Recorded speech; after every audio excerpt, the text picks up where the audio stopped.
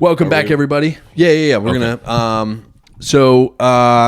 Before we get things started, first of all, I want to thank you guys so much for tuning in. I'm Nick Racioppi. This is the Inside Me podcast. Today, I'm joined in the studio, and by studio, I mean two-story house on a installation that's wrapped with barbed wire and almost like a prison, but kind of not.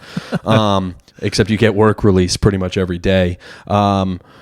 I'm joined in the studio by a good buddy of mine on the Wilmington comedy scene, Mr. John Grimes. Thank you for having me. There is an applause. I'll add that. Okay, good. I need applause like every day. Yeah. We need praise. It's going to be huge. Yeah, no, man. First of all, thank you so much for coming on. Of course. I always have to say pause after that because I feel like coming on is just like one word away from being... A lot of innuendos on this show. Too many to count. We probably could do one in the corner, but that's also just too much editing for me. It's a lot. Long drive. How was the? We were talking about the drive in. It really isn't that bad. It's not bad. It doesn't feel. It's like an hour 15, hour 20, but no traffic. Like you're on the highway. It's not that as far as I thought. Yeah, no, it's not bad. So that's like when everybody's like, well, you drive all the way from Jacksonville. I'm like, yeah. Well, it's an hour. Don't get drunk. You're fine. Yeah, you feel, and even then, I mean, you could do it. It's manageable. Get close to that limit. 4-lane roads on some of them. Like, right. You have some room to swerve. The thing is, it's so dark up here because obviously you don't want to light up a target, potentially, covert ops and whatnot. So it's pitch black up here at night. And I haven't been on a base in so long that it immediately felt actually kind of good because I can enjoy looking at the stuff and I have no responsibility. I'm like, oh, there's a nice high school. There's the neighborhood. Like everything's landscaped and safe. And it feels kind of good, actually. It's like being a service member and then going up to the like DC area. You go to Arlington. You're like, wow, these were some good memories. They almost treat you like a human. Yeah. And not too much of that's going on now. But so you got your start in the Army was where you were, your first occupation? Yeah, pretty much. I mean, I went to college right after high school because they like beat it into our heads that you're a loser if you don't have a degree. Which, boy, have my degrees really served me. But yeah, I was like a pizza boy after that, which was pretty fun. And then I got a paycheck it was Valentine's Day. I wanted to take my lady out. I got a paycheck for 2 weeks that was $130. And I went to the recruiting station the next day. I was working for a pool company in my interim. So I had already depped in, right? Got my inspections of my my colon done. Yeah. Right. They really dig in. Yeah. And got all that done. So like my only job in between was a pool guy. And I was like either cleaning pools, making pools. We were like digging them up and stuff like that. Here, North Carolina? No. I'm a Jersey kid. Oh, okay. Yeah, it was up in Jersey. Not too many pools around here, I've noticed. For how warm it is, it's very underutilized. Very sparse. Yeah, and it was very similar. We would get like barely paid, and I was like, "Oh, dude, I can't wait to leave." So when you where did you go to? You guys call it basic, right? So where did you go to? Basic? I went to basic at Fort Jackson, South Carolina, South Carolina, I think. And they call it Relaxin' Jackson because it's like my brother was kind of my role model growing up because poorly parented comedian, and so he had like hard boot camp with like yelling dudes, Full Metal Jacket, Big Bay. I had air conditioned, one roommate. Every 3 weeks we literally had a pizza party and they would bring in like a band, like one of the MWR like USO bands. So it was challenging for the first 3 weeks only because it was more culture shock than anything. You go from the couch to like rucking and staying up all like real stuff. But then the second and third part were not hard. So I did my basic and like school thing at the same base. I just moved up the street. And that was actually fun. Yeah, because that's where you start getting treated like a human again. Yeah. Like you get yelled at or whatever for the however many months your boot camp or basic is, and then you almost forget what society's like because Yeah. you've just kind of been So fast. so fast. It's like within the first 2 weeks, they're like, "You're gonna be our bitches now," and we're Yeah. like, "Just say okay. how, yeah, like how high do I jump?" Like, Right. So like, I remember those couple of weeks after basic being like, "Oh yeah, I can have this again," and it's like McDonald's. And you're like, Yeah. I can eat this because I'm essentially ribs and dick right now. That's all I am. I've Yeah, I mean, ran you myself. look like a dang. I don't want to say anything offensive, but you look like you've been through some stuff. After, Yeah. I mean, that's how skinny. Like the only time I've ever been that like thin and in shape was when I was in the hospital for so long and just like disintegrated. But yeah, I mean, you come out of there like with abs and an attitude, and then Yeah. I went right back to my same scumbag pizza boy ways. Yeah, you end up looking like those like Filipino dudes who like make the houses on YouTube. Yeah, yes. They build That's the house in the woods like in an hour. Yeah. I think that's going to be one of my hobbies for one of these future episodes is just me and a guest are going to watch some Thai dude build a fort Yeah. in the middle of wherever they're Go at. try it in the woods over there. Yeah, there's always so many questions like where do they get their stuff from, you know? Yeah, a lot of editing, I bet. I bet it's probably fake It's a like little days. bit. Yeah, days. But yeah, I mean, once I got to school, I was like in paralegal school, which of course they pitched me on that. It's worthless in the civilian world because you have two different laws. I mean, on here, it's way harsh. Out there, you know, you can get away with anything if you have money. Yeah. So that was interesting, but I liked school. Then I went to Korea for a year, and that's when the So what was your job when paralegal. Okay, yeah. Yeah, dude, you guys had to have seen some crazy shit, especially in Korea, like the overseas incidents. A lot of incidents. I was there around the time that a couple little girls had gotten run over by a tank that was coming back from the field, and obviously the family, the Korean citizens, they were, I'll say, Pissed. up in arms protesting because I mean, you get run over by a tank. That's pretty much the tank man's fault. We'll take a Mitsubishi. We're cool with that. But Yeah. like a fucking full blown Right. armored A tank. That's Hyundai, just you too know, fucking something. much. So it was crazy to be part of that case. I mean, they brought lawyers from DC to defend the guy, and he ended up being found not guilty just because it's an accident. Yeah. And it's a very sad and unfortunate. You think that they hold grudges?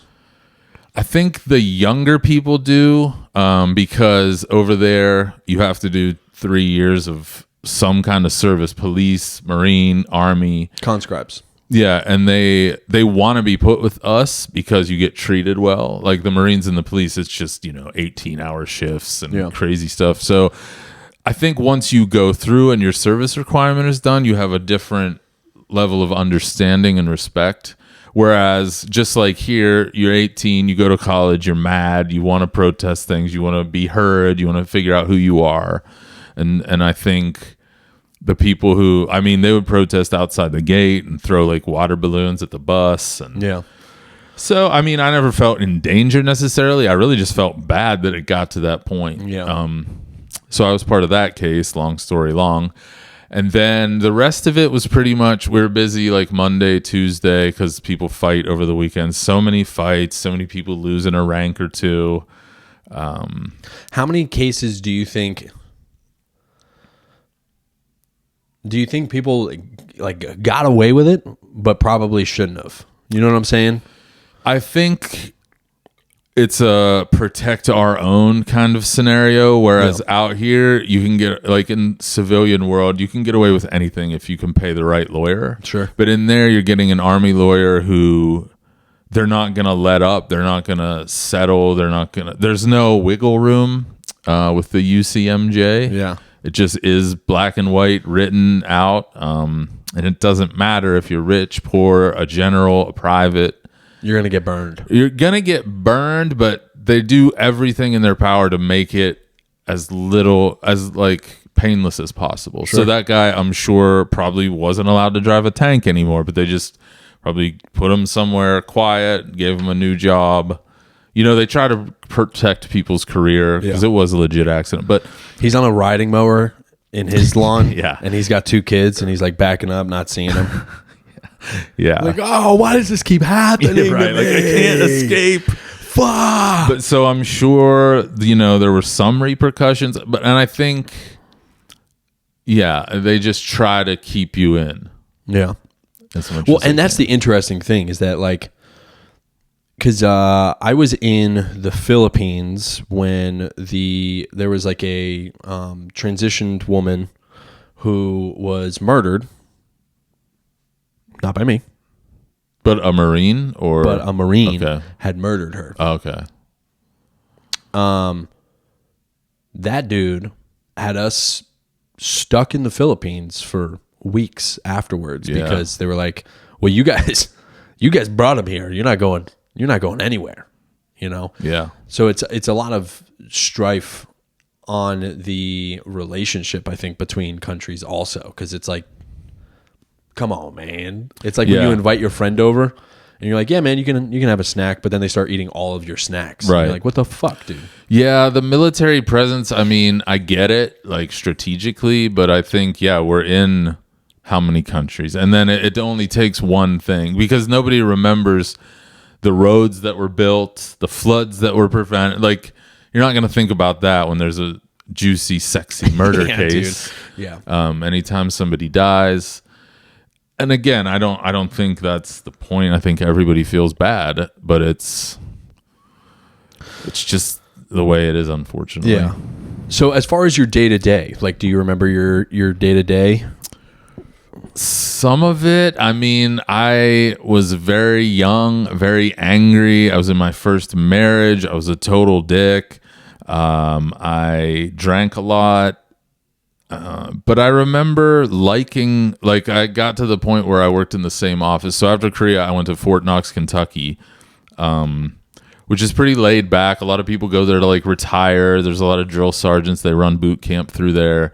So I worked in legal aid. So it was interesting because people would come in for a power of attorney and I would have to, like, it would be some 18-year-old kid giving it to his girlfriend back home. We'd be like, bro, don't do this. Or like vets from World War II, Vietnam era would come in for their will. Yeah. So you're actually helping people, providing this thing for free if you're a veteran or active duty. So I liked that. It was like a paperwork job. Sure. But we got awards. We got off early all the time. We went to the gym all the time.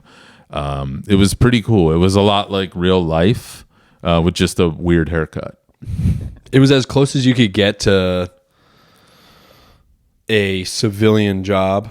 Yeah. But still have to like put on a uniform every day. I was wearing like woodland camo. Not even like the right uniform that they were wearing in Iraq and Afghanistan, like the back home green stuff that is that when they had ACUs? Yeah, they changed over, but I was getting out soon and they didn't like mandate it until a couple months after I got out. I was like, too bad. Dude, I knew I was 4 now. I knew I started a 4-year countdown the day I left, and I stuck to that. Yeah, those are weird too, because like we're going under uniform changes too.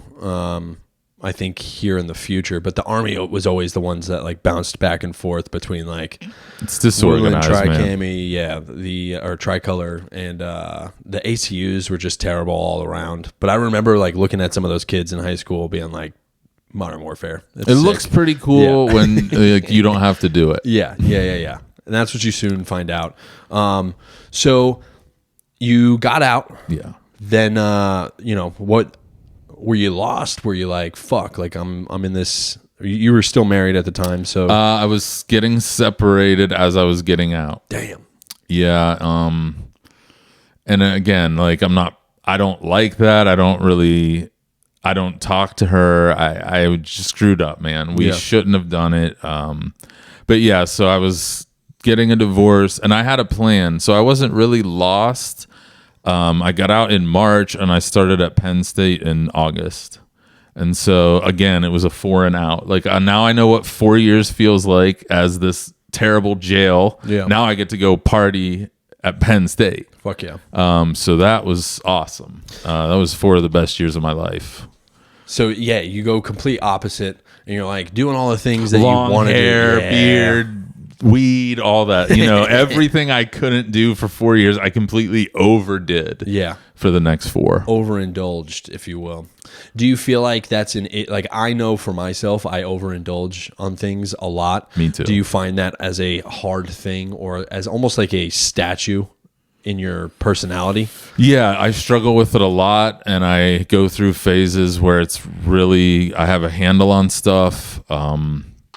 And then I go through phases where, I don't do my hobbies as much. I kind of go inward. I become a hermit. It's me, the dog, the remote.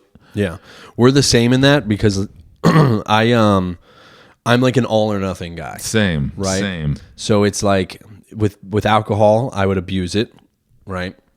And now December 9th will be 2 years sober for me. Wow, I didn't know that. Yeah, I guess man. I never noticed at the club if you drank or not. I always try and have a drink because it makes people feel uncomfortable. And then they don't ask. Yeah, and then you don't have to worry. Like even if I get something like every once in a while, if I'm feeling kooky, I'll get like a Sprite and then just splash some fucking Put a cranberry lemon, juice. lime. Yeah, something to make it seem like I have a drink.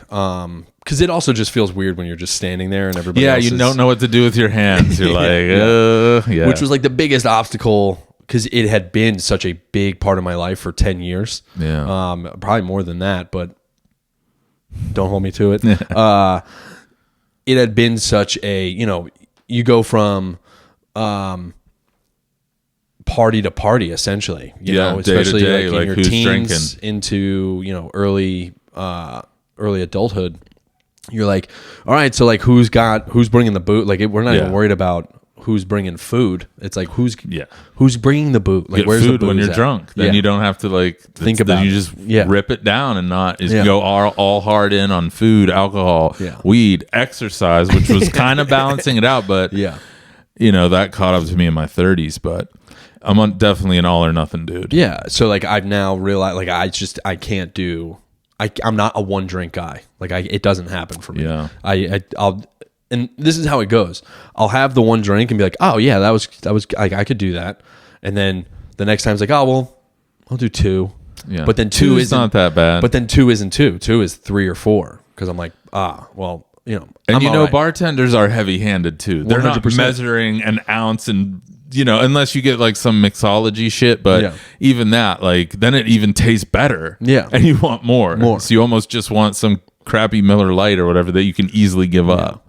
And it was taking a toll on me. It was taking a toll on a lot of my relationships. Yeah. So cut it quits. But then, then I tried filling the void of alcoholism, which is now like turning into what hobbies do I still think I'm efficient enough at to like continue? Yeah, and, to like, fill help. that space. Yeah, because it's like, well, now what am I going to do on weekends? Yeah, man. You're Trying staring to down figure out Friday night, Saturday, Sunday. You're just like, oh my God. Yeah, and then on top of that, I got sober like pretty much two or 3 months after I started comedy.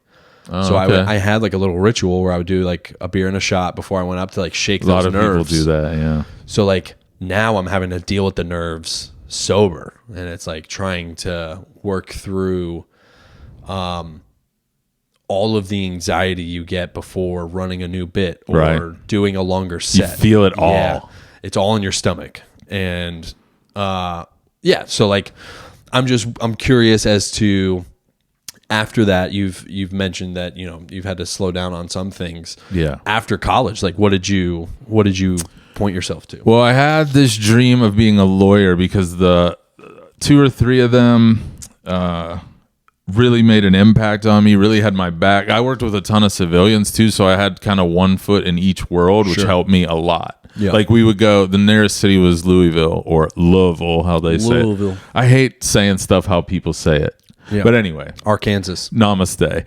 But so they made this huge impact on me. Again, poorly parented, always looking for a mother figure and a father figure, which makes for a real fun time. Yep. So these guys were almost like dads to me. And they're like, you should do this. You're smart. Like, go to college, go to law school, blah, blah, blah. So I had this like stuck in my head, but not really. I always wanted to live in Southern California, but I didn't care about law school. It was just a way to get like my girlfriend at the time to go with me. And it felt so good to say it and like get accepted into one and be like, kind of like how I felt after boot camp. Like I'm the shit. I'm the man. And no one can tell me anything. It's the title more than anything. It's the title. It's just like the beginning of the hobbies, like we were talking about. I loved getting into law school. I liked my friends there.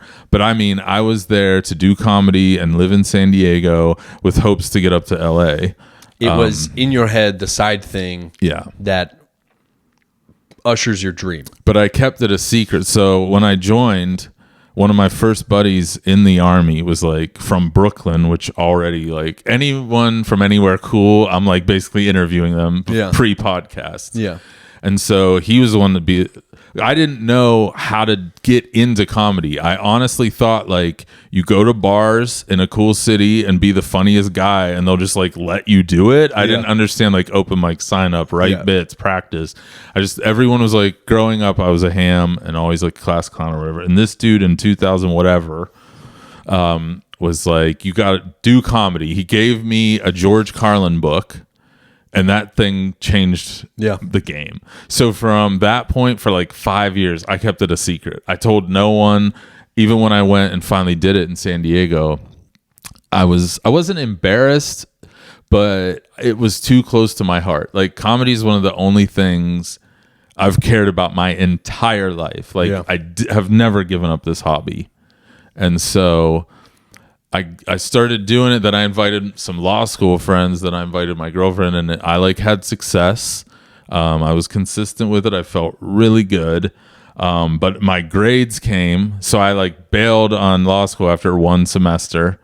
And then I took out a massive student loan to like live off of essentially for the next year. And that's when I hit. So I have bipolar disorder. So that's when I hit my first like months long episode of down, like so depressed, man. Like I'm in San Diego, weed's legal. I have this awesome woman who's like willing to marry me. We could afford everything. Like, you from the outside, like, how can this dude be sad? Yeah. So do you feel like you have a voice? Because I feel like I have a voice of judgment in my head that is of my mom. You know, and it's like, well, you know, the first thing I always say to myself is the negative shit, never the positive stuff. Oh, yeah. Which helps me spiral down into my depressive holes. But it's, I think there's something to being parented ill in an ill fashion that spawns the comedy. Yeah. You mentioned kind of being the class clown. You mentioned, I'm assuming, looking for attention pretty much anywhere you could get it. Oh, yeah. Always want to be the one with the mic. Or similarly, right? I would do whatever it took to get everybody's eyeballs on me.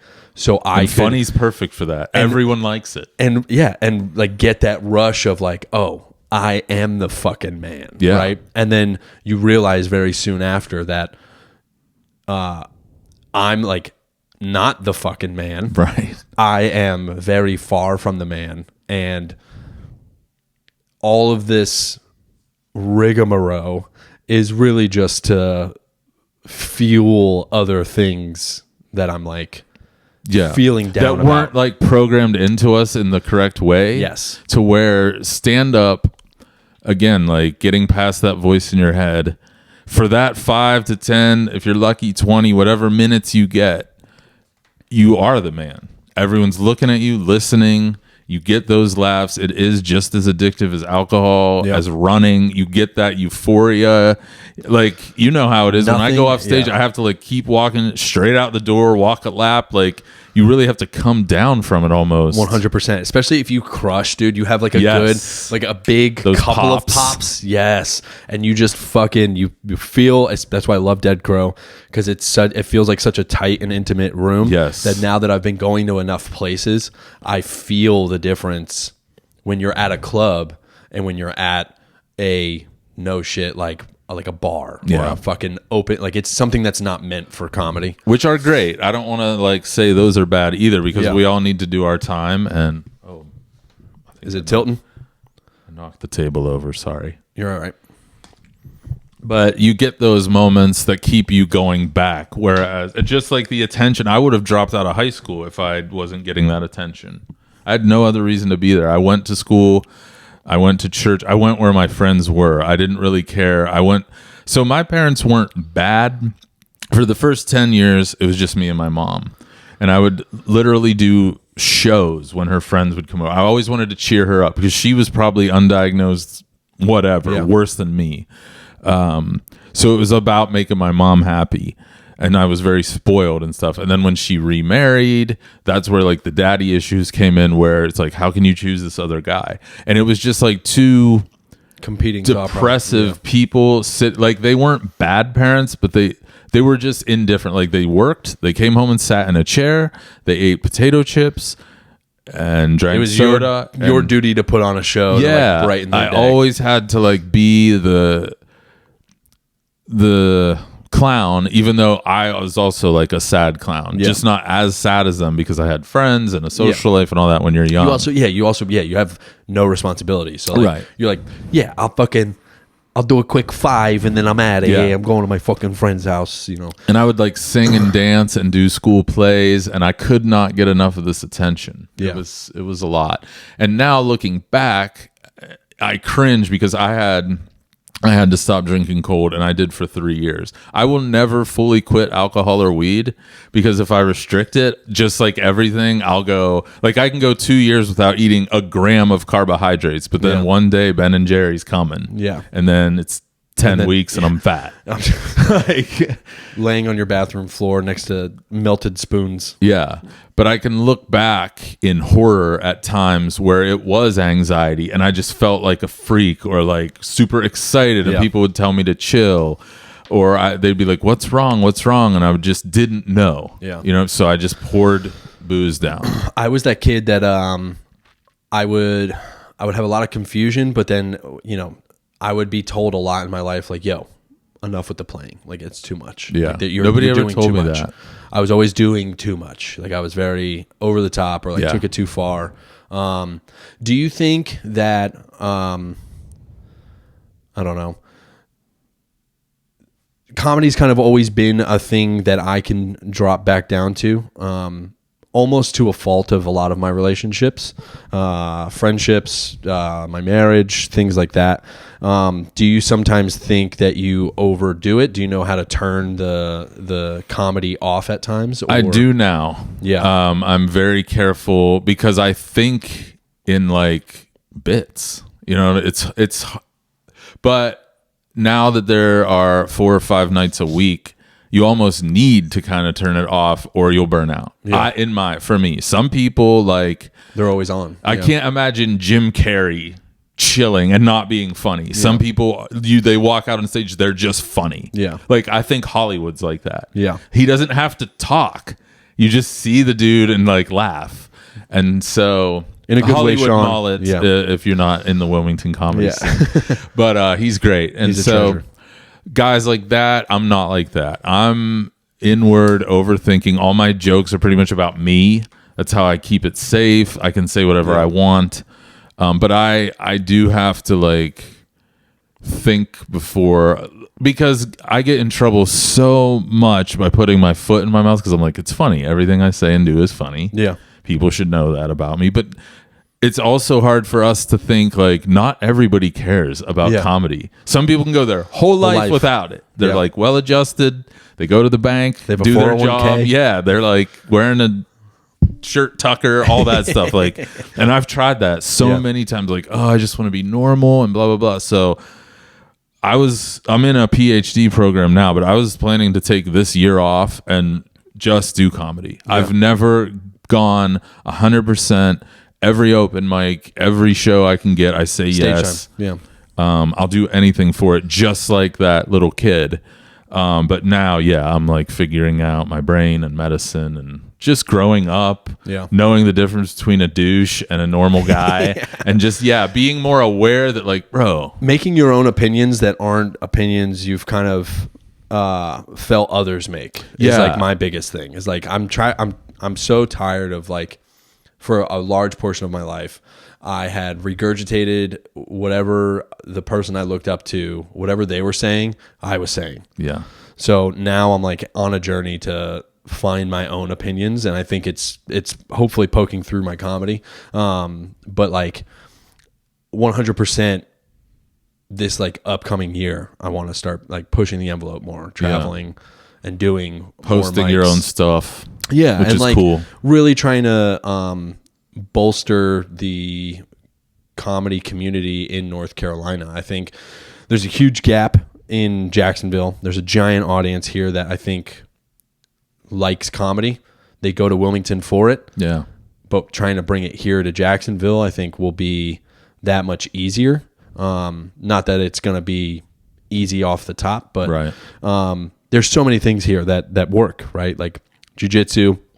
There's plenty of gyms that are like standing up now and like starting to, make some headway. Yeah. And jiu-jitsu's been a hobby of mine for like 4 years now. So it's like, it's tough now not to take the concepts of jiu-jitsu and apply them to other stuff in my life, which I guess is a perfect segue for our little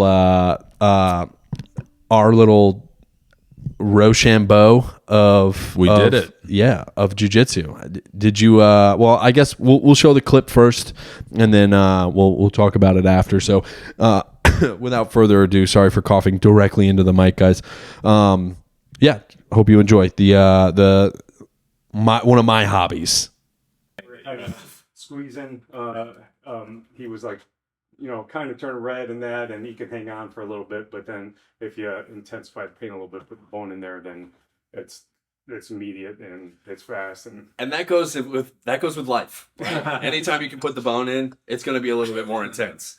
sometimes it's too fast. It might feel better. I'm always too fast if the bone is in, to be honest. All right. Aren't we all? What's up, everybody? My name's Nick Racioppi. I'm the host of the Inside Me podcast, and I've taken a turn. I want to start doing things a little bit different. So Inside Me will then become me introducing people to my hobbies, the things that bring happiness inside me. Now, our first guest this week is going to be my fellow friend and comedian, Mr. John Grimes. We're going to be hanging out, doing some jiu-jitsu today. I hope you guys enjoy the episode. Love you. Stay tuned. Well, what we're going to be putting on John today, we're going to put him in this big old white uniform because, we got to hide the stains. No, it's a traditional uniform known as a gi. Most people will train either what you call no gi or gi, which is the uniform. So let's get dressed and we'll start the class. Nice. Hell yeah. The big reveal, baby. My man, John, you look great. It feels right. It does. It feels right. It looks right. All right. Good. Everything's cool. We're the same size. I mean, give or take. Yeah, come on in. All right, We'll go let's in this do way. it.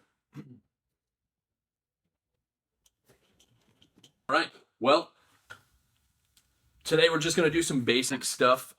John's got some injuries to his legs, which is fine. Essentially what we're going to be focusing on today is upper body movements and submissions. Doing ankle locks. Yeah, some toe holds. So what this really means is that jiu-jitsu can be for everybody, right? I think my hobby is great because it affords me, even with injuries, if I get injured while sparring, while just practicing or drilling, or even just from my work, I can still manage to do the things that I like to do without creating the excuses of, this thing hurts. Well, you can always just kind of work on something else, right? So I think what's really cool about jiu-jitsu is that anybody can do it, no matter the size, no matter the age. It's never too late to start, and it's never too early to start. So with that being said, Jim, please take it away. I guess we'll...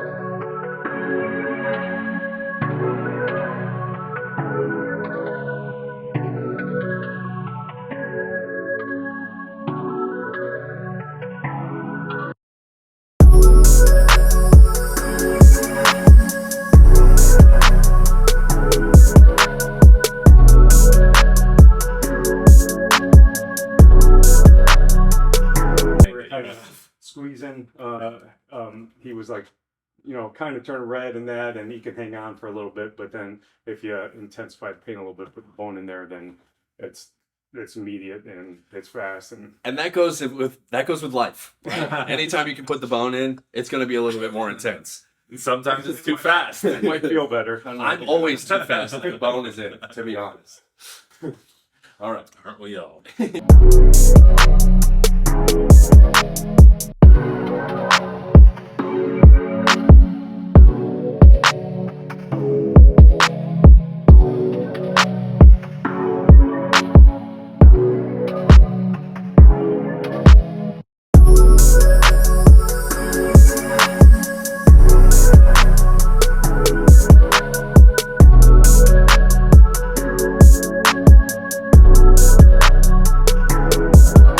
Insane, which is what I hope I transfer to mine. And guys, I know it's a rough word, but we didn't name the belt systems. They're black. They're the coolest belts. You know, we're not trying to say anything. If there were off-white belts, we would have them. White is the But first we don't. one, right? It's Yeah. kind of the worst one. It's the worst one, much like society. So, Sorry.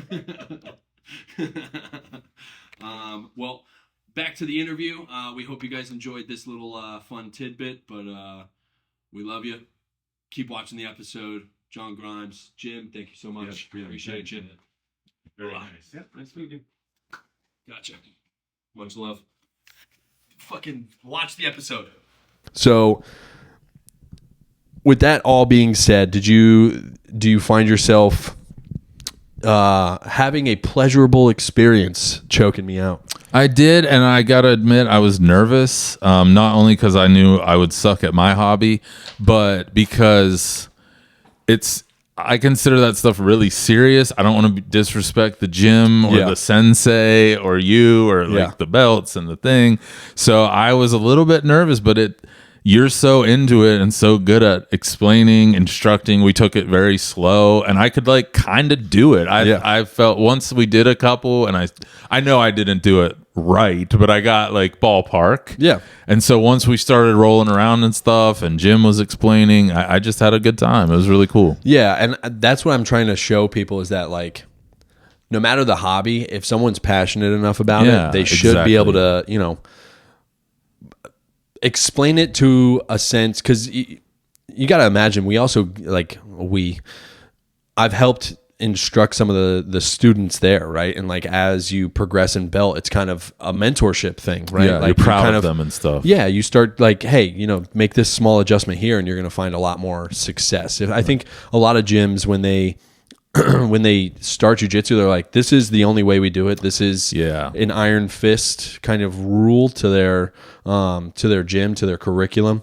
And you met Jim today. Like he's not very braggadocious is the word. Yeah, exactly. He's accomplished a lot in the martial arts community as a whole, and he's a very, I'm not unassuming in a bad way, but like he's very unassuming for the amount of success he's had. Right. When you meet him, he's very, very humble about it. He's very quick to make a joke on the mat. Like it's it's he's quite the opposite. funny. And some of the things I've learned is that like people learn the best when they're having fun. So when you have one of those gyms that are like trying to take your fucking head off, Right. those are for a different group of people who are like, I want to be an MMA fighter. I want to pursue a career in this. But there's something to the hobbyism of jiu-jitsu and like the benefits of it just in your life. Yeah, and I think like anything, once you get to the point where you don't feel like you have something to prove, you actually get a little bit of confidence, which I think we're getting with comedy. Yeah. Finding your voice, so to speak. Yeah. But it really is, it stops being an act and you don't feel like you're pretending. You're just going up as yourself. Nick Racioppi is performing jokes. John Right. Grimes is performing live. Right. It's not like, and in my thing, like the persona does kind of take over, especially when I was binge drinking. Like I'll be like, this isn't like daytime Grimes. This is like separate fun. Like then you have this like weird bipolarity. Sunglasses inside. Where it's like the manic one goes to work and the depressed one has to do comedy to not, off himself essentially. to not feel the depression. Yeah, and so that has been the most consistent source of joy in my life. Yeah. For 9 years. Because I'd had a lot of false starts in comedy, like go kill for 3 weeks and then oh, I'm a genius. I'll take a month off and sit on the beach and smoke. And it's like, then you go back and you bomb. And so all those false starts led me up to COVID. And like I was trying to get in at Comedy Works in Denver, which I had no business going up there. And I wanted to go to the Comedy Store and all these things you hear about without being not that I wasn't funny, but there's levels to this, you know, and I wasn't respecting the hierarchy and the grind as much as I have in Wilmington. And so once the new Dead Crow opened up, I went back and bombed super hard a couple years ago, but then I stuck with it. Like people were encouraging Wolfgang Golke, Zach Burke, you, and a lot of the newer people now, because I'm not new anymore. There's like new people that I don't want to say beneath me, but like I'm not scared like them. Yeah. They want our approval, whereas we wanted, the upperclassmen that we see. And so the past couple years, I mean, I've hit it really hard and it's paid off. It's been really fun. I love the Dead Crow. I love the other places too, but it's the only like full-time comedy club within at least an hour, right? Hour and a half. Yeah. And so getting up there, getting to host a weekend, it feels really good. Yeah, and I feel like those are like the benchmarks too. Yeah, right? you have to. Yeah, and it's similar to like martial arts, right? Like you hit those benchmarks, you get your belts, you get maybe you don't really realize it, but your mentor is like, hey, I need you to instruct this class. Well, that means they have the confidence in you, right, to perform that, right? Like there's so many unspoken things that get said, right? Like when you get the offer from Amy to host on a weekend, it's like, well, she's trying you out for the weekend to see how you do, but if you knock it out of the park, you're in the running for another one. Yeah. You're on the right track. And I think that's the cool part about comedy. Those are the times like you get to fucking shake your fist like, fuck yeah, I'm doing this. Yeah. I remember the first time she let me host the open mic. I was like, me? Right. Like how could I ever? And then you figure it out, and there's always some working pains, because obviously I'm a dirtier of the group as far as comedy goes. So it's like you're setting the tone for the whole night. Yeah. So that first 5 minutes is like it's so hit or miss. And then you never know who's coming up after you, so they might screw up the whole night if they're too dirty or too weird or whatever you want to say. But it was an honor. I consider it like, after I have the same shrine, I have the check, and I was like, I would pay you to do this. Like, I'll just pay you $10 a minute to let me go up there. I don't care. And I was like, thank you for trusting me with your club, your business. Like, I'm the manager tonight. Yeah. And so it feels like an audition, but like less pressure because she chose you, and it's very rewarding to get things beyond the audience feedback, like other comics, because I consider a lot of times I'm playing to you guys. The audience is cool. I'm so happy that people show up, whether it's 10 or 200. But I've become recently, I guess, a comics comic kind of, which I don't want to be a thing. I don't want to be like the bipolar comedian, the disabled guy, the army guy, the comics comic, the yelling guy. I've been yelling more because I've taken a break from the ganja. So my real anger is like coming out, but in this funny way, hopefully funny. And so I play to the back of the room, because if you guys are laughing, especially at the emptier shows and the open mics, if I got you guys laughing, I know I'm good.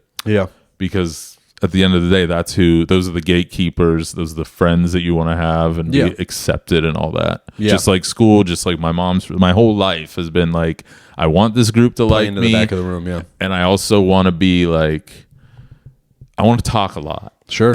So give me more time. Right. And I feel like I go through ebbs and flows too. Like I'll try and do and like work bits in that I know the comics will enjoy. So like I'll sprinkle some new stuff in that they haven't heard yet. Because that's another thing too, is we do so many mics where you're performing to the comedians at the mic that it's almost not terrifying. That's a very, I guess it's the wrong word, but like it's annoying when you see the same set, no changes. It's just, if you have somebody else's stuff memorized, they're not writing a lot. And that's what I try and do. I try and and there's nothing to perfecting a bit. I don't think bits are ever really completed as Right. you grow as a person. Like I think it's really cool to revisit bits and like, now that I know what I know, how can I reattack this one joke? Sure. Right.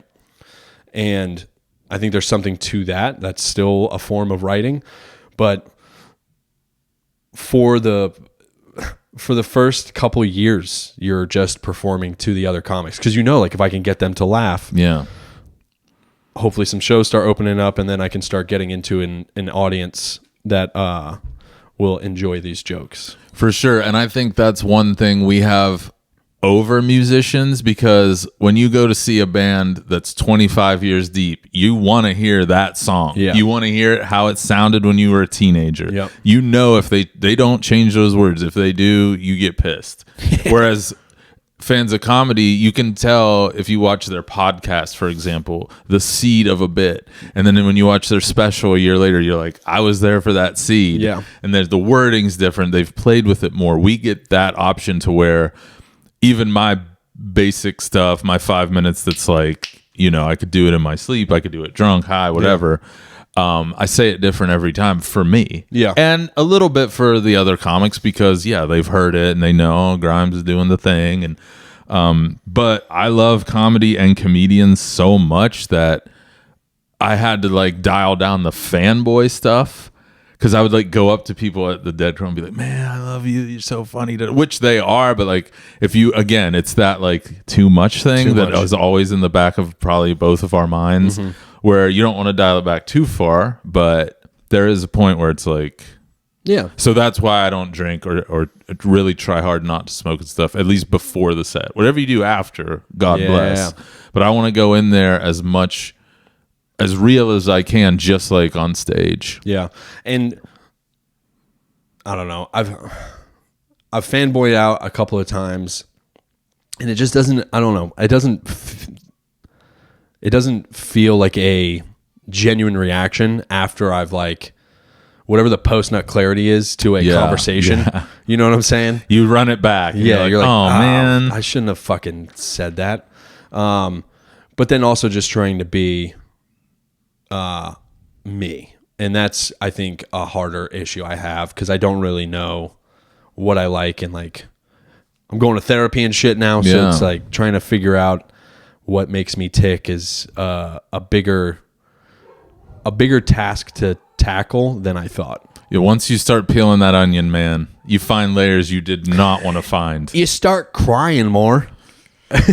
Yeah, like when I got on all these medications this year, finally, after needing them for probably a solid decade, I do have these weird times where I'm like watching a YouTube ad of a dog and meeting his dad or something, and you're just like, wah, and then it goes away.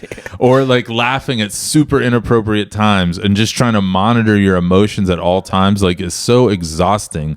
And on stage, that goes away. Yeah. I know everybody says that, and maybe it doesn't your first 3 years or whatever, but like when you have the sobriety, when you have actual material, friends, you look forward to it. Yeah, you have it's like really armor. It's pure. Yeah. It's such a feeling. And again, and even after a bomb, I walk around the block and it's fine. Yeah. Nobody cares. Yeah. You care. Yeah. Or when you mess up a joke. They don't. Yeah, 100%. Like we're obsessed with it. They're just need to drink somewhere.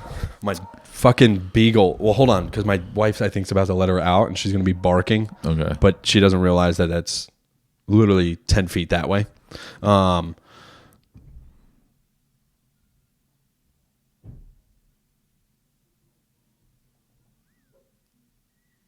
think she's out. All right. Yeah, but like, we know our jokes. I know almost every time, especially at the Crow with those 4-minute sets or 3.5 if there's 40 people signed up. 3. 3.5, Amy. It's 3 for everybody. Except us. But like, I know, oh man, I didn't do this tag, or someone gives you a tag and you forget or something. But only I know that. Yeah. They don't care. They need somewhere to drink on a Thursday night. Yep. And I am thankful for everyone that walks in that door, whether it's free or a weekend show or nobody. I mean, Thursday night, by the time I went up, there were 10 people in the crowd, and Dude, I played like it was 1,000. Yeah, there's nothing. The stage itself is enough, right? Like getting that time. Yeah. And sometimes it also is just, I guess, annoying when you're number 30, number 31, it's hard. 40. If there's like a big hard. ass list, It's a tough pill to swallow. yeah, dude. And you're going up, and there's like, you're just staring at Sean Hollywood, Right. and you're like, all right, well, here's the new. Here's some stuff you've heard probably 100 times by now. Yeah. So in this, I guess it's not like a sobriety thing, but like a newfound pause or control on your vices. Do you think you're going to start picking up more hobbies now that I've helped you bring up some of the old stuff to fill your day? Or Yeah, and I've slowly phased it back in after my injuries to where I used to walk my dog 5-6 miles, rough terrain, hills, hiking. That was my form of exercise, my favorite. It's such an anxiety relief, endorphins. I hate running, so I vowed, like, after I'm 35, I'm done running. Yeah. Like, fuck it. it's terrible for your knees. And so, and elliptical too. I'm like, I'm going to go outside. I live in this beautiful state where there's all this nature. And so now instead of doing 5-6 miles, I do 2 to 3. You know, the dog kind of throws me off balance, so it sucks. I can't always walk with him, but you know, sometimes I take him, sometimes I take the missus, sometimes like it feels back to normal. But I think like my hobby, I'm trying to take comedy from like, whereas 4 years ago it was a hobby, I would go up maybe once every 3 months just to be able to tell people I'm a comedian at parties. But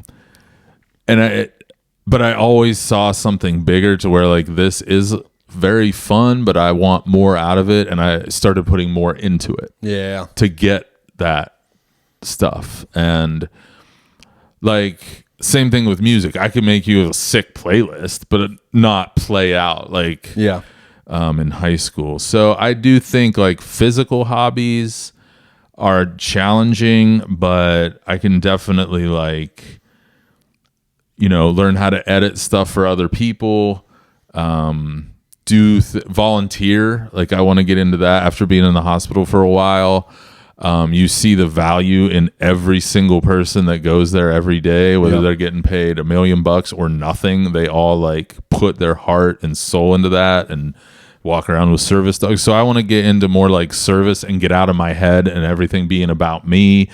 And just do something good. I think there's something to giving back to a community as well. Like there's been plenty of times where I like structuring my hobbies as like I have some that I do physically that help me with my motor skills, with just keeping fit and like holding everything together. But then I also have like I draw, I do the Rubik's Cube. Like I like challenging my mind. I'll do puzzles. I'll do dude, I sound boring as fuck. No, I mean it's just like it's important stuff though. And I think just dudes, you know, burly, manly men like us accessing this part of our personality and talking about it is helpful. I know it's done to death at this point, but everybody not by us. And I mean, again, building the scene or whatever you want to call it, building Wilmington, building Jacksonville up, being part of it.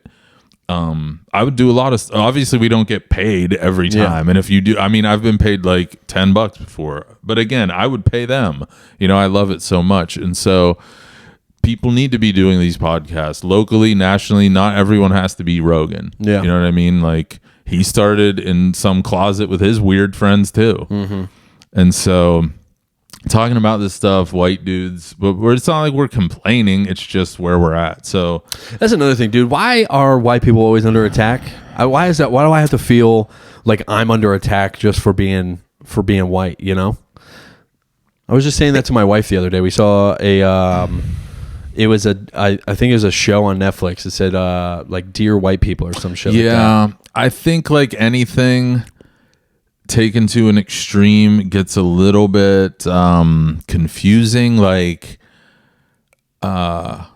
When I get pulled over by the cops, does it help that I'm not a black dude? Probably.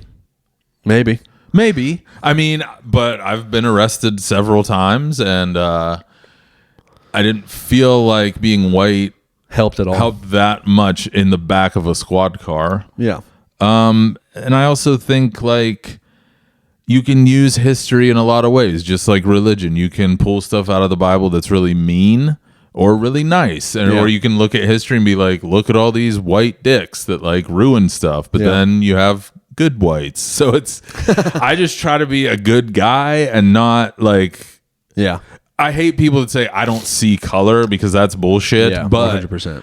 I do judge the person. I think we went hard right, and now it's going to sway back to like It's always neutral. going to be that way. And the loudest voices are going to be the ones that are heard. And like the one weird headline, like a Nazi did this, or kids are like pissing in cat litter because it's too liberal. Like those are one thing that, you know, people Exacerbates, use. yeah. And like I don't do politics really, definitely not in comedy. Like obviously I have opinions and stuff, but that's not part of the act. Yeah, dude. And like, I don't want to polarize people. I want to hate be funny. That because I'm a white guy, like I have to feel like I'm fucking any better or any dumber, you know? That's Yeah. the thing is like damn, this is taking a fucking turn. No, it's all right. So We can get off our feelings for a little bit. yeah, dude. Well, no, it's just like it's annoying. I grew up like in a rough neighborhood. Like that wasn't where I was fewer of the white people that lived in that area. So it's like I never saw racism. So like for all these like Colorado white kids to be like white people fucking suck. It's like, yeah, also what are you talking about, dude? Yeah, dude. Some of them are black, some of them are white. Yeah. Some of them are Latin X, whatever Yeah. you like. I just try to get above that stuff. And again, that's where comedy comes in, because my priority is not, I don't want people to know what I think and feel necessarily unless it's funny. So like politics aren't funny right now. Yeah. They can be, but that's not my wheelhouse. My wheelhouse is me. Yeah. So like I'm looking for everyday life stuff. I'm looking for a bit about jujitsu already, Yeah. like me choking a dude or and getting choked, and the jokes that can obviously come out of that. So not that I'm better than it, but again, that's like an age thing. And if I haven't watched the news since 2010, really, not regularly. You don't even have to. If you're on social media, you get news pounded on you. That's the new I Found Christ. Yeah, and I do feel I'm better. abstinent to news. I honestly feel better. News virginity is cool. It is cool. That's where I'm sober, is stuff I don't want to hear, whether I agree or not. I've heard it all. I have my opinions. I'm all set. I'm not going to go through life like that, having my goddamn bipolar bullshit activated by goddamn Trump, Hillary, Biden. Fuck them. All of them. All of them.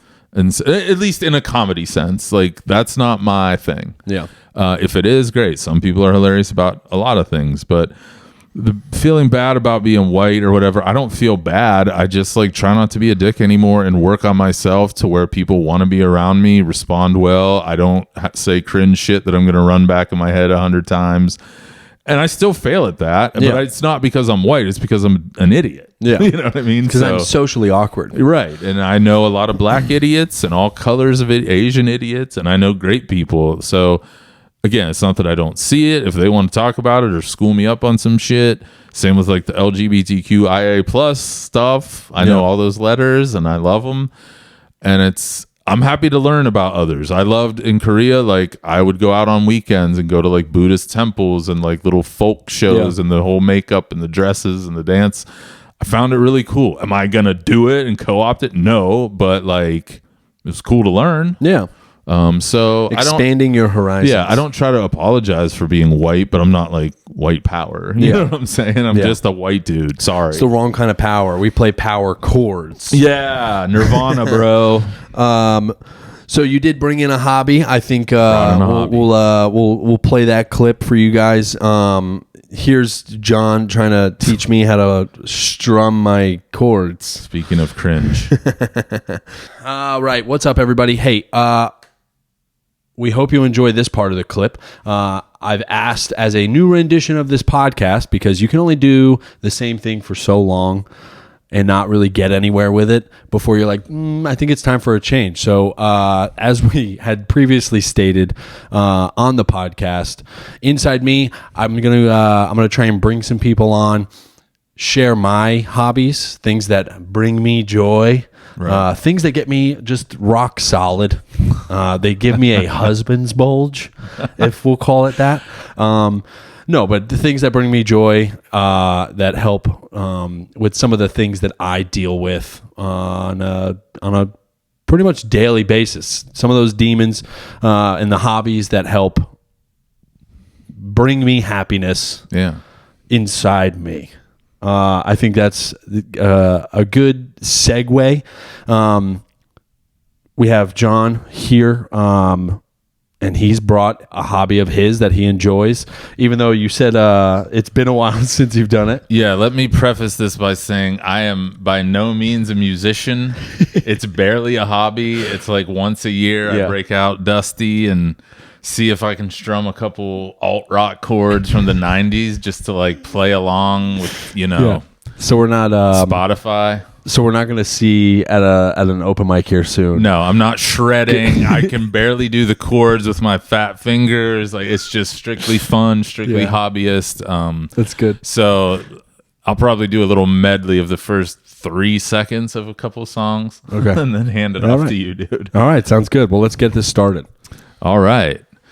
I'm going to push the mic away. That's fine. And get it on. So like I said, I mean, as a child of the 90s, yes, I'm that old. I just love that music. I love it to this day. Foo Fighters, Third Eye Blind, Oasis, all the basic bro stuff. I bought this guitar. Actually, it was gifted to me by my late mom. And I've just kept it mostly for sentimental reasons, but I like to strum. So I got 5 free lessons from Max Shang, a world-renowned jazz guitarist, and I pretty much quit learning at that point. So your basic, you can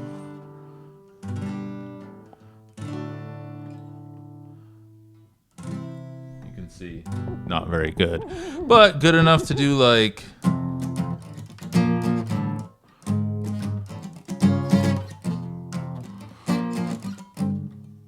almost. I mean, you recognize the song. Again, namaste. Not a guitar lesson here. That's Blink-182, isn't it? Later, maybe. But then, like, you have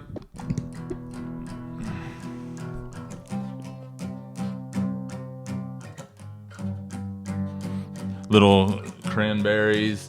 And most songs really are 4 chords. So if you practice at all, which I do not, you can pretty much strum stuff. I look at Ultimate Guitar a lot on the old phone. You can search millions of songs there. And this is not an ad to become a guitarist by any means. I think, and tell me if I'm wrong or your opinion, but comics want to be musicians and musicians want to be comics. That's why, like, when you go to a concert, in between songs, they have their little bits. Yeah. And we all think, like, I could rap.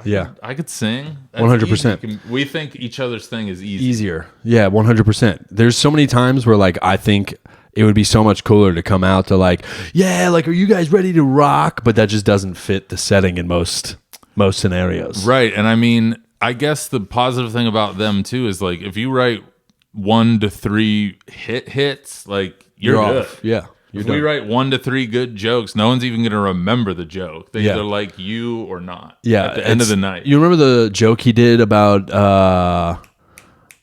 rabbits? And you're like, oh, dude, that was fucking literally my first album. Right. What are you talking about?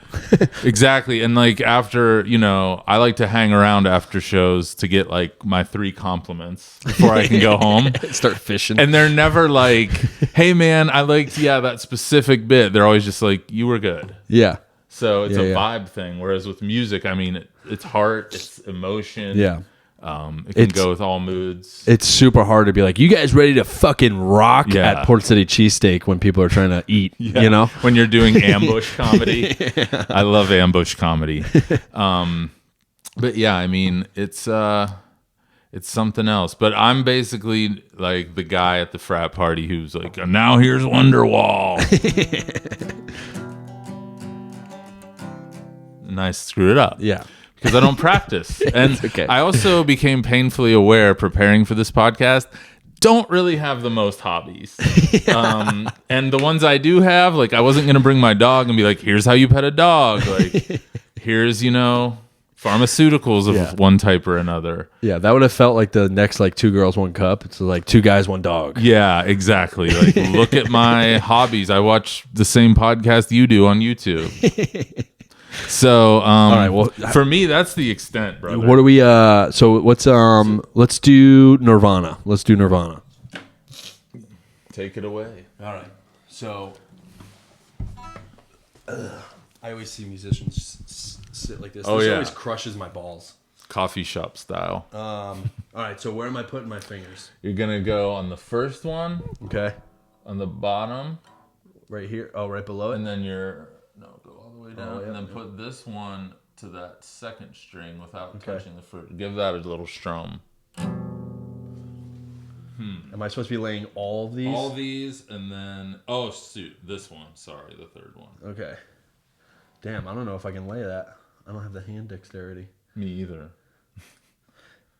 Yeah. That sounded more like it.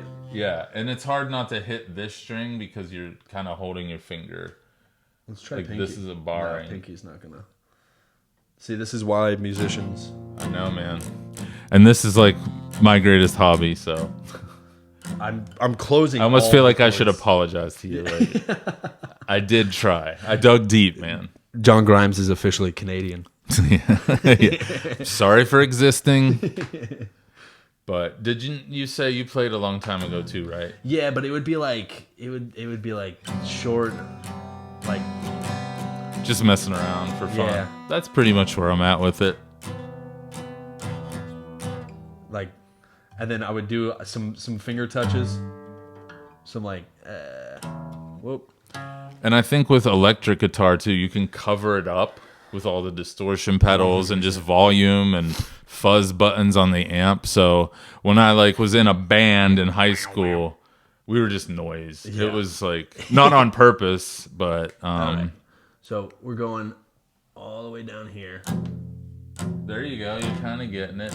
It's just a little muted. Yeah, because I think I'm dude. I already have so we mentioned jiu-jitsu earlier in the episode, but I've split my knuckles. So like if you see wow, that, yeah. that knuckle right there, I've split these so many times that it actually injuries prevent hobbies, man. That's what it is. Yeah, I mean, I used to walk a lot. I used to play basketball a lot. Hike. I really like the woods. Yeah. And injuries just fucking Injuries, yeah, have life prevented it. Life happens, and try to move on. But sometimes I just like holding it. You know what I mean? It's just like I'm doing this, just pulling this up and going. or trying to play along with easy 90s stuff. But by no means do I shred or have any musical talent, really.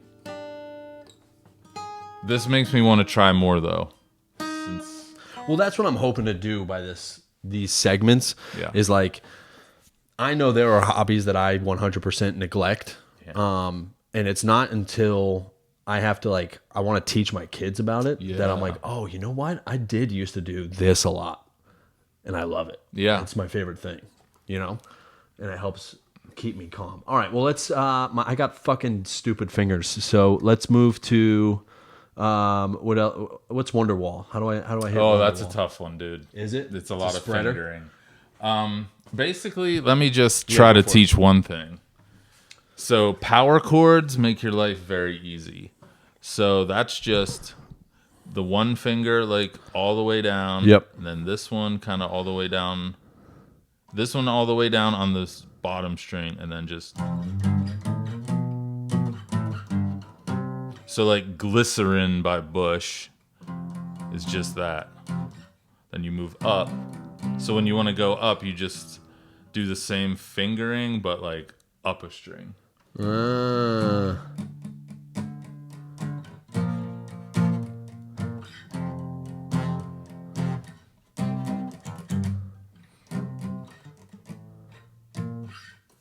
recognizable vaguely. Yeah. So you really want to like hit power chords when you're learning. Just kind of mess around and practice not hitting the top string when you're trying to do. You know what I mean? So is that what makes it the power chord? Is that this one's going? It's just, I don't know why they call them that. I think because it gives you power even if you stink. Because it sounds like the real Bush doesn't play it like that, but it sounds close enough. Yeah. Same with the Nirvana thing. It's only... That's it. And then the rhythm is kind of up to you. You can do it like slow. And again, is that how Kurt Cobain played it? Probably not. Yeah. But Well, it's missing a shotgun. that's true. That is true. Whoa. Oh, That's all good, man. Okay, Damage from the road. is that me? I was going to say. No.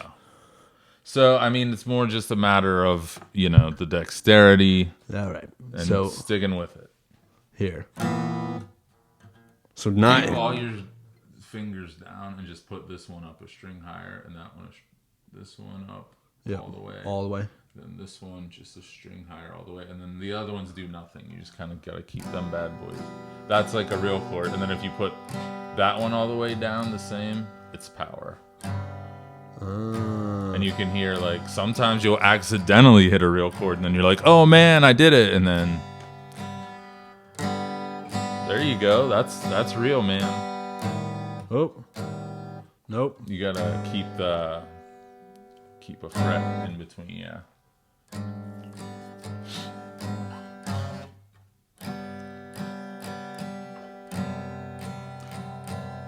You're better at this than I am at jujitsu.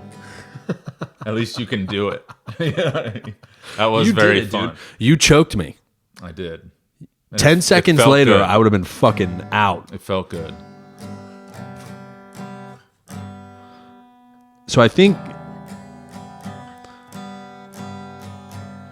It's really just pressing those first and third fingers down all the way and like holding it. I've always, what I've always wanted to do is like secretly practice someone's hobby. So when they go to instruct you, You're better. not that you're better, but like you get that moment of like, Yeah. that. Like this guy is really, he's doing it. Yeah. Are you practicing? Right. I want to hear that. Like, are you practicing?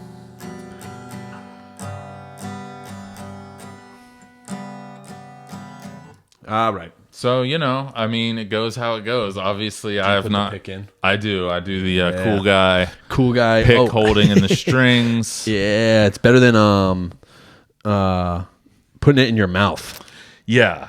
which is what a lot of people like to do. I like to work on hobbies by buying all the stuff and seeming cool, but putting like very little effort into it. But like, wow, this guy's carrying a guitar case through the airport. Who is he? It's like, that's right. You don't know. Man. Yeah. But hey, we gave it a shot. What are we gonna do? That's good, dude. Honestly, I feel like I've strummed. I feel like that was a good strumming. Got some strumming in. Yeah. Well, we hope you guys enjoyed that. We're gonna go back to the interview now. We will do more of this in the future. Appreciate it. Thanks. Thank you. Enjoy the clip. All right. Well, hope you guys enjoyed that. I think I don't know. I think playing guitar is a little bit harder than most would imagine. I think it's one of those things where, it's like comedy. Like when you see a good comic, it seems easy because it's just talking and like saying a story. Everybody's told a story before. Yeah. And when people are good at it, it seems easy. And I think playing a guitar, there is a hidden layer of years of practice that need to... Even just finger exercises are not easy. No. Let alone songs. Yeah, I was telling you, I split my fingers, like both down the middle. Like I have fucked up boxer's knuckles, and just spreading my fingers more than this fucking blows. And I think you need, like a real guitar player has calluses. Yeah. For a reason. It helps. Yeah. You don't feel the string cutting into your little baby pink shit. Yeah. And at one point I had those calluses and I was very proud of them.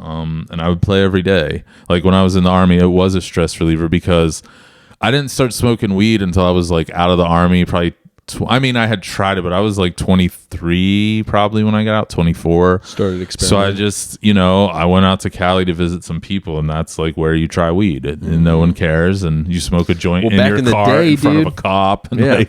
Now in Brooklyn, those motherfuckers are going wild, apparently. They Up in are. New York. And like the legal thing, I like it because it gives you the power of choice, and like you can kind of see it more medicinally, so to speak, but it causes, for all the money it brings in, I wonder in a few years how happy everyone will be, because it'll wear off. Just like alcohol, and people, like, I abused weed, just like I abused alcohol, just like I abused Little Debbie's, just like I abused myself. I spent like the past 3 years in the green zone, dude. I was not present for stuff. It hurt my comedy. It hurt my relationships, just like alcohol. And admitting that when you're a stoner is hard, because everyone's like, it's so harmless and it's great. And it is, until it's not. Yeah. Until it becomes an issue. Yeah. And I don't know. But that's where music, anyway, getting back to the point, it made me enjoy music a lot more, listening. Heroin, I heard, is become a great next songwriter. up. Yeah. That's when you want to start riffing around. Well, John, thank you so much for coming on, man. Yeah, it was thank such you a for pleasure to have having me. you. It's a good talk. Where can people find you? John X Grimes on all social media. You can find me at the Dead Crow Comedy Room, hanging out or going up. And just around Wilmington, a man about town. Yeah, that's right. My man from the Wilmington comedy scene. You guys know where you can find me. Hopefully, you've already clicked through my page to get to this podcast. So, yeah, thank you guys so much for staying along as long as you did. John, thank you again. Thanks, man. Love you guys. Peace.